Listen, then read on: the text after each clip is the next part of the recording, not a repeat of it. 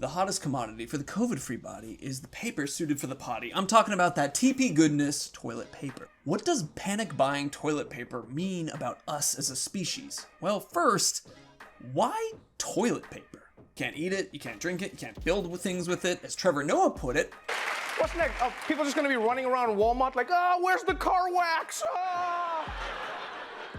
Well, to understand, we must first identify the state of a person.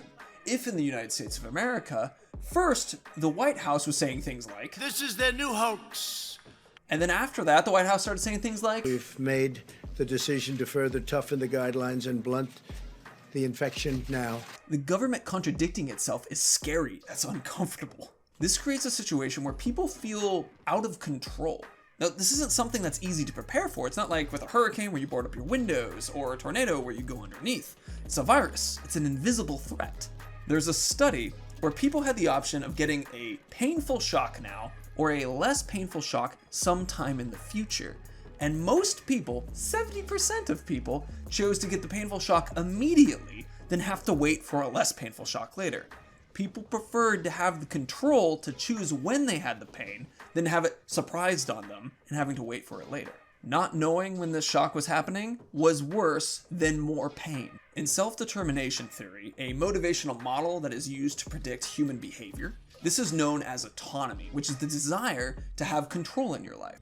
This is a lot why video games have players being able to make certain weapon choices or skill choices, because players and humans in general relate to being able to make decisions that affect them. So people want control, and they're not really feeling any control right now. So they're going to start to prep, which will start making them feel like they have control over their lives again.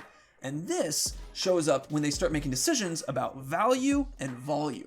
People are looking for things that are inexpensive. Toilet paper is inexpensive. And people are looking for things that create lots of space. Toilet paper takes a lot of space. It's also very light and it's very durable, so it's easy to transport lots of it. Now, the more toilet paper people are buying is making them feel like they have more control because they're prepping better. This is known as competency in self-determination theory. Getting more stuff is making people feel better. It's kind of the same reason why leveling up in video games makes you feel really good. It's kind of like leveling up in life when you get yourself more toilet paper because you're feeling safer. There's a third part of self-determination theory related to social connectedness. It's not necessarily me shopping, but we shopping. When you're not sure what you're supposed to do and you feel out of control, you start looking around to other people to get an idea of what you should be doing in this situation. It's kind of like being in a yoga class where you see someone doing one maneuver and you're like, I don't know what to do. And you're like, oh, okay, this is the right position to take. It's like that, but in the supermarket, you're looking around, you're scared, you're not sure what to do, and you see people buying toilet paper and you think, they must know something that I don't know. Oh, I should get toilet paper. Now this creates an interesting bit of a cycle because you see one person buying the toilet paper and then someone sees that other person buying the toilet paper and then that person sees another person buying that toilet paper and on and on and on and on. This also creates a low supply of toilet paper and a high demand for it, which naturally in any economic situation, even non-panic ones, that just drives up the desire for this product. Now people are thinking irrationally here, and that's natural. We're afraid. We're all afraid. I have a story similar to this where when I was at Costco, I was feeling kind of afraid and I saw a giant case of water. And I have water at home. I have enough of it. I have water coming out of taps.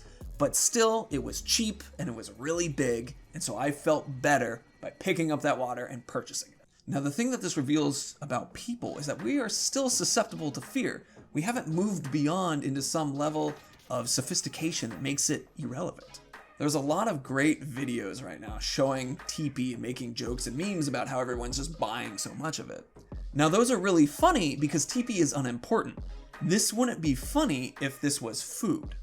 We're making fun of a panic response that you and I also experience. And if we were to actually experience the panic response in something like food, it's gonna look a lot like the TP situation, but way bigger. So continue to laugh at the TP jokes, continue to laugh at the TP memes. Also be thankful that it was TP that people chose to panic over. And of course, keep calm and wash your hands.